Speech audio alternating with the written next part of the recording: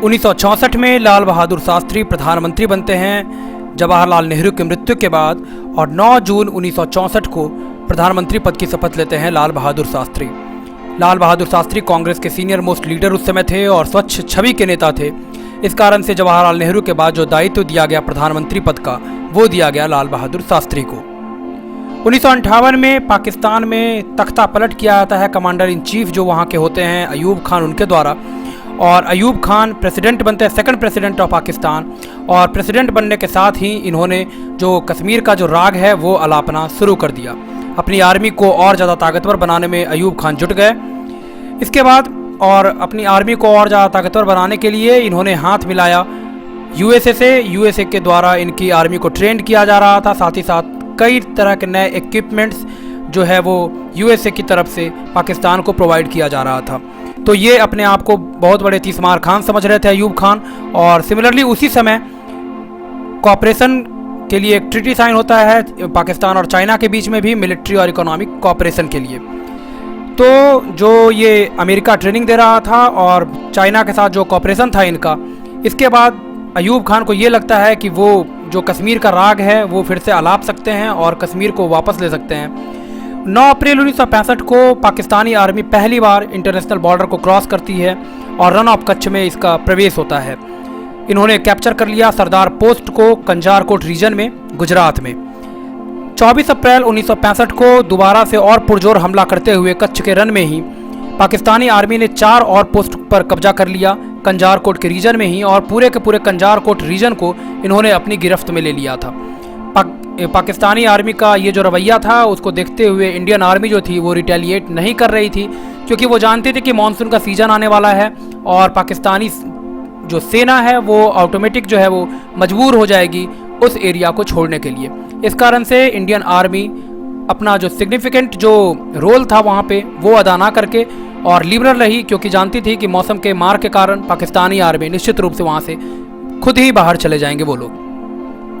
24 अप्रैल 1965 को कंजारकोट पर आधिपत्य के बाद ये पाकिस्तानी जो ये सरकार है उन्होंने निगोसिएशन के लिए ऑफर दिया इंडियन गवर्नमेंट को। भारतीय सरकार जो थी उस समय उसने साफ मना कर दिया, यानी लाल बहादुर शास्त्री की सरकार ने, कि हम तब तक बात नहीं करेंगे जब तक पाकिस्तान जो इलीगली ऑक्यूपाइड एरिया है, जो भी उसने एक्वायर किया है इलीगली, वो छोड़ के नहीं जाती है, तब तक किसी तरह का कोई बातचीत नहीं होगा इंडिया और पाकिस्तान के बीच में। अयूब खान को समझ में आ गया था लाल बहादुर शास्त्री का स्ट्रैटेजी। और इसके बाद क्या होता है कि इंडिया जो है मुद्दे को शांति से सुलझाना चाहता है, वो यूनाइटेड नेशन मूव करता है, लेकिन यूनाइटेड नेशन में मूव करने से कोई फ़ायदा नहीं हुआ। यूनाइटेड नेशन ने किसी तरह की कोई दिलचस्पी नहीं दिखाई इस मसले पे। मई 1965 में इंडियन गवर्नमेंट जाती है यूनाइटेड नेशन। इसके बाद क्या होता है कि मई 1965 में यूनाइटेड नेशन का न्यूट्रल रवैया देख करके भारतीय सेना जो है, भारतीय सरकार ने अपना एक ऑपरेशन लॉन्च कर दिया। 30 जून 1965 को फाइनली लंदन में कॉमनवेल्थ कॉन्फ्रेंस के दौरान अयूब खान और लाल बहादुर शास्त्री की फर्स्ट टाइम मीटिंग होती है लंदन में, और यूके के जो उस समय प्रेसिडेंट होते हैं उनकी अध्यक्षता में सीज फायर करवाया जाता है। अयूब खान पहली बार लाल बहादुर शास्त्री से मिलते हैं। अयूब खान ये गलती कर बैठते हैं कि लाल बहादुर शास्त्री की जो सिंप्लिसिटी थी उसको देख करके उनको ये लगा कि वो आसानी से कश्मीर का जो राग है वो अलापते रहेंगे और कश्मीर को वो एक्वायर कर सकते हैं, चूँकि प्रधानमंत्री उस समय लाल बहादुर शास्त्री बन गए थे। उनकी सिंप्लिसिटी इतनी ज़्यादा थी कि अयूब खान उससे बहुत ज़्यादा इम्प्रेस हो गए और उनको ये लगा कि ये सही समय है कश्मीर पे हमला करने का। इसके बाद वो वापस आते हैं लंदन से और पाकिस्तानी जो सेना है उसको वापस बुला लिया जाता है। इंडियन आर्मी का जो कंट्रोल था कच्छ के रन में, कंजारकोट रीजन पे, वो दोबारा से रीस्टोर हो जाता है। इसके बाद फिर पाकिस्तान जो है लौटने के बाद एक्टिवेट कर देता है जो उसका मंसूबा था कश्मीर को लेकर के, और सीज फायर लाइन जो था उसको फाइनली एक्टिवेट कर देता है पाकिस्तान और कैप्चर कर लेता है कारगिल के जस्ट बगल में 3 जो हिल्स है उसको, टाइगर हिल्स, टोलोलिंग और पॉइंट 4875, इन तीनों पर कब्जा कर लेता है पाकिस्तान। इसका जो मेन एम था वो लेह श्रीनगर का जो हाईवे था उसको ब्लॉक करना था ताकि जो ट्रैफिक है वो रुक जाए, और फाइनली वो ब्लॉक करने में सक्षम भी हो जाता है इस पूरे के पूरे हाईवे को जो लेह को श्रीनगर से ऐड करती थी। और जो ये 3 हिल्स जो एक्वायर किया गया था पाकिस्तानी आर्मी के द्वारा। टाइगर हिल्स, टोलोलिंग और .4875 इन तीनों पर ऑब्जर्वेशन पोस्ट बना दिया जाता है पाकिस्तान के द्वारा। नेक्स्ट इसके बाद फिर 5 अगस्त 1965 को फाइनली ऑपरेशन जिब्राल्टर पाकिस्तान के द्वारा लॉन्च किया जाता है और जम्मू कश्मीर में प्रवेश कर ये हो जाता है। पाकिस्तान की जो सेना है, कई मिलिटेंट्स हैं जो जम्मू कश्मीर में इंटर हो जाते हैं कश्मीर को लेकर के। ऑपरेशन जिब्राल्टर लॉन्च किया गया, लेकिन ये मंसूबा जो है वो सफल नहीं हो पाता है पाकिस्तान। फाइनली इंडिया और पाकिस्तान के बीच में जो युद्ध है वो स्टार्ट हो जाता है 5 अगस्त 1965 से। 12 अगस्त 1965 को फाइनली ऑपरेशन जिब्राल्टर फेल हो जाता है। फेल भी होता है इन्हीं के कारनामों के कारण, क्योंकि जो लोकल्स जम्मू एंड कश्मीर के थे उनसे मिलिटेंट्स जो थे वो इन्फॉर्मेशन निकालना चाहते थे, लेकिन ये लोग इतने बड़े देशभक्त थे यहाँ के कि लोगों ने जाकर के पुलिस थाने में रिपोर्ट कर दिया कि इस तरह के संदिग्ध लोग हैं। तो वहाँ इंडिया की जो पुलिस है और आर्मी है वो हरकत में आती है और फाइनली जो ऑपरेशन है उसको ख़त्म कर दिया जाता है। ऑपरेशन जिब्राल्टर तो बुरी तरह से फेल हो गया। इसके बाद 23 सितंबर 1965 को फाइनली यूनाइटेड नेशन इंटर होता है पूरे मामले में और सीज फायर करवाया जाता है इंडिया और पाकिस्तान के बीच में सितंबर 1965 में। इंडिया और पाकिस्तान के बीच में जो हमला है वो रुक जाता है। इसके बाद फिर पाकिस्तान इस पूरे युद्ध के बाद करीब करीब 1840 किलोमीटर स्क्वायर जो एरिया है वो अपना हारता है। भारत भी हारता है। भारत 540 किलोमीटर स्क्वायर के करीब एरिया अपना लूज करता है। इंडिया जो है वो लूज करता है केवल कश्मीर का कुछ रीजन, और लेकिन पाकिस्तान में सिंध, लाहौर, सियालकोट, कश्मीर इन सब का रीजन जो है कुछ कुछ इंडिया के द्वारा एक्वायर कर लिया गया। करीब करीब इंडिया ने जितना लूज किया था उससे 3 गुने से भी ज़्यादा पाकिस्तान का उसने एरिया अपने अंदर कंट्रोल में ले लिया था।